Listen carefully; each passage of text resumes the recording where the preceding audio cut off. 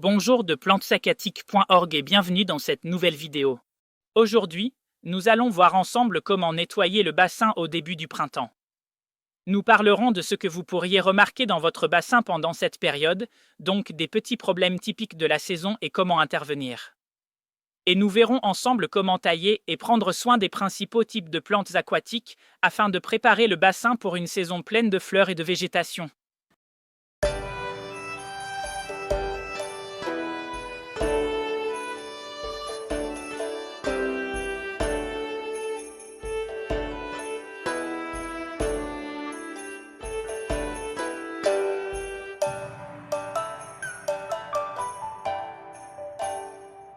À la fin de l'hiver, le bassin peut paraître très nu. Cela se produit parce que les plantes aquatiques sont entrées en repos végétatif pendant les mois froids. Les nénuphars, par exemple, peuvent avoir très peu ou pas de feuilles du tout, selon votre climat.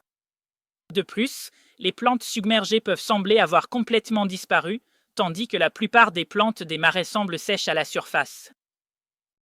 En cette saison, l'eau du bassin peut être plus trouble, car les plantes aquatiques ne remplissent pas autant leur fonction purificatrice dans le froid et donc tout reste un peu à l'arrêt. Dans notre vivier, le problème est aggravé par le fait que nous avons des chemins de terre entre les lacs. Lorsqu'il pleut, une partie de la terre finit dans les lacs, rendant l'eau encore plus trouble. Un phénomène que vous remarquerez peut-être dès l'arrivée des premiers beaux jours, c'est l'apparition de bulles, ressemblant à de la mousse à la surface de l'eau. Il s'agit de gaz résultant de la décomposition de feuilles pourries déposées au fond pendant l'automne.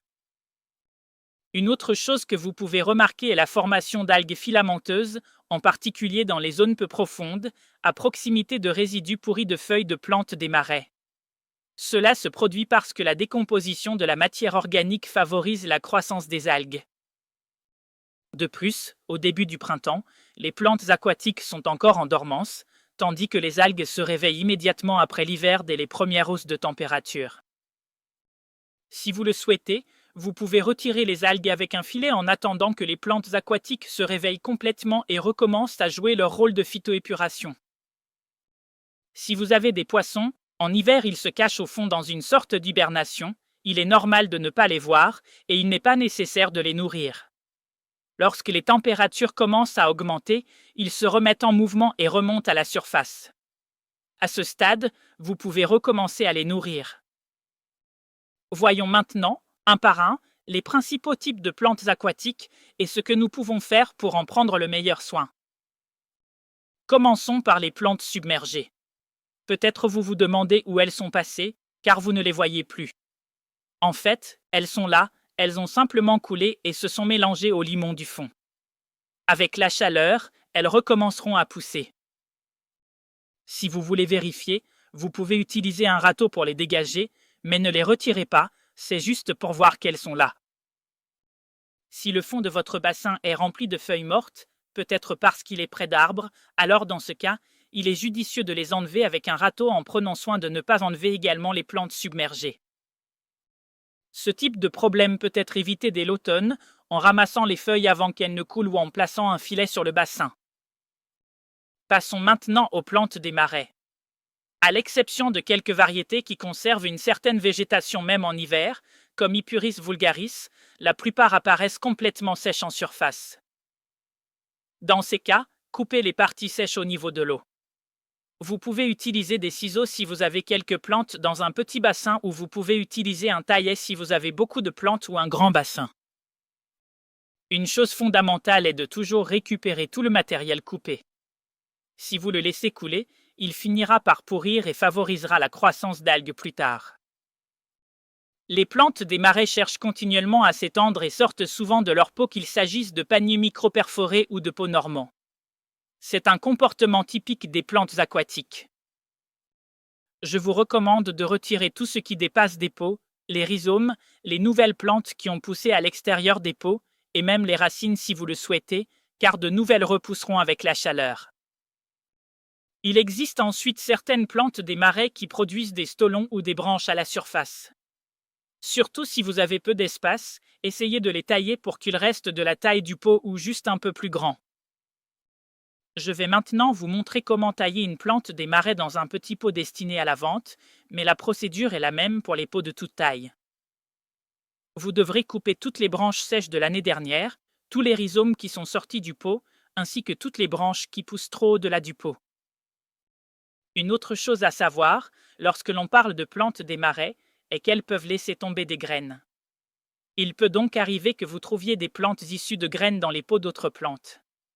Faites attention à cela avant qu'il ne soit trop tard et retirez soigneusement tous les semis qui ne devraient pas être là. Il en va de même pour les mauvaises herbes qui peuvent apparaître entre les plantes pour sol humide ou pour les plantes des marais placées dans des zones peu profondes. Quant aux nénuphars, si vous le souhaitez, vous pouvez retirer les feuilles et les fleurs pourries de l'année précédente en veillant à ne pas retirer également les plantes submergées. Vous vous demandez peut-être si vous avez vraiment besoin de faire cela. En réalité, ce n'est pas indispensable car lorsque cette matière se retrouve au fond, elle devient un engrais pour les nénuphars eux-mêmes et pour les plantes submergées. Cependant, un excès peut favoriser l'apparition d'algues.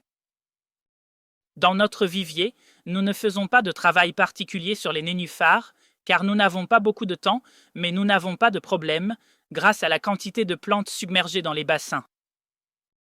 Quant aux fleurs de lotus, cette période est le bon moment pour couper toutes les parties sèches qui dépassent de l'eau. Il est important de faire cette taille maintenant et non à la fin de l'été ou à l'automne, car c'est à ce moment-là que les fleurs de lotus produisent des rhizomes pour l'année suivante. Si vous les taillez en automne, vous risquez de compromettre la plante, voire de la perdre. Cependant, la taille des nénuphars et des plantes des marais peut être effectuée facilement même en automne. Vous pouvez également utiliser un taillet ou des ciseaux pour les fleurs de lotus, puis évidemment récupérer tout le matériel coupé. Il est également important de retirer les gousses des graines. En fait, les graines de lotus germent parfois, peut-être une sur 100, et vous pourriez vous retrouver avec un lotus différent de l'original, né dans le même pot à partir d'une graine. Les lotus nés de graines ne sont en fait pas identiques à la plante mère. Par exemple, si vous avez un lotus rose avec beaucoup de pétales, vous pourriez vous retrouver avec un lotus jaune avec peu de pétales. C'est pourquoi, pour reproduire les fleurs de lotus, nous utilisons la division des rhizomes et ignorons les graines. Une tâche importante à accomplir est de fertiliser les plantes aquatiques. Les nénuphars et les plantes des marais qui ont mal fleuri ou produit de petites feuilles l'année dernière doivent être fertilisées maintenant. Toutes les plantes, par contre, n'ont pas forcément besoin d'engrais en ce moment. Celles qui étaient bien vigoureuses l'année dernière peuvent attendre, et vous pourrez les fertiliser plus tard, si vous voyez qu'elles faiblissent même en été. L'engrais Osmocote Tablet, à libération lente pendant 8 à 9 mois, permet d'obtenir une floraison abondante entre le printemps et le début de l'automne. Les fleurs de lotus sont une exception, en effet, elles ont nécessairement besoin d'engrais en cette saison. Ce sont des plantes très exigeantes et sans une nutrition suffisante, elles produiront peu de végétation et peu de fleurs. Les rhizomes de lotus poussent au fond du bac, surtout le long du bord. Donc, pour fertiliser le lotus, essayez d'incliner le pot de manière à pousser les comprimés le plus loin possible le long des bords. Si vous souhaitez vérifier l'état des rhizomes, il vous faudra presque retourner le bac. En effet, si vous vous retrouvez devant un bac de fleurs de lotus rempli de rhizomes pourris datant de 2 ou 3 ans, avec peu de terre, désormais presque entièrement remplacés par de vieilles racines et rhizomes, et que les nouveaux rhizomes sont fins et petits, il est préférable de récupérer ceux qui sont encore vivants et de rempoter complètement le lotus en utilisant de la nouvelle terre et de l'engrais. Même pour les nénuphars et les plantes des marais, si la plante est complètement sortie du pot et que la partie restante à l'intérieur est très petite et en mauvais état, vous pouvez envisager de diviser la partie sortie du pot et de la rempoter dans un nouveau contenant. Dans un grand bassin, cette opération est rarement réalisée, mais dans les petits bassins ou mini-bassins, comme un bac de 80 cm de diamètre, le rempotage doit être effectué plus souvent et surtout il faut intervenir avec une taille plus fréquente. Une dernière chose importante à faire consiste à surveiller les paramètres de votre eau avec des bandelettes de test comme celle de Tetra. Le pH idéal pour un bassin se situe entre 7,2 et 7,6. C'est la gamme la plus adaptée aux plantes aquatiques et où se forment le moins d'algues. Gardez également un œil sur la dureté carbonatée et la dureté totale. Des valeurs trop élevées favorisent la croissance des algues et peuvent endommager les plantes. Si vous remplissez votre bassin avec de l'eau dure, pensez à utiliser de l'eau de pluie si possible. Si les valeurs des paramètres de l'eau sont trop élevées, vous pouvez trouver sur notre site pH- à base de bisulfate de sodium. Il est utile pour abaisser à la fois le pH et la dureté carbonatée. Vous pouvez également ajouter de la tourbe acide dans des sacs en filet qui doivent être ancrés au fond du bassin car ils ont sinon tendance à flotter. La tourbe acide a la capacité de lier les minéraux présents dans l'eau et contribue donc à réduire la dureté totale et carbonatée, ainsi qu'à abaisser le pH. Un autre détail important, si vous êtes près de la mer, évitez de remplir le bassin avec l'eau d'un puits très proche de la côte, car elle pourrait contenir du sel. Les plantes aquatiques sont en fait des plantes d'eau douce et ne tolèrent pas le sel. Je vous dis cela parce que le sodium n'est pas détecté par les tests normaux des paramètres de l'eau, et pour vérifier sa présence, vous auriez besoin d'un salinomètre spécifique. Vérifier les paramètres de votre eau est particulièrement important si vous avez des poissons car cela peut vous aider à éviter des situations critiques, comme les trouver haletant à la surface puis mourants. Ce problème peut être causé par une accumulation de feuilles pourries au fond, combinée à une présence excessive de déchets de poissons et d'aliments non consommés qui produisent de l'ammonium. Si le pH de l'eau est élevé, surtout supérieur à 8, l'ammonium a tendance à se transformer plus facilement en ammoniac, un gaz très dangereux pour la santé des poissons.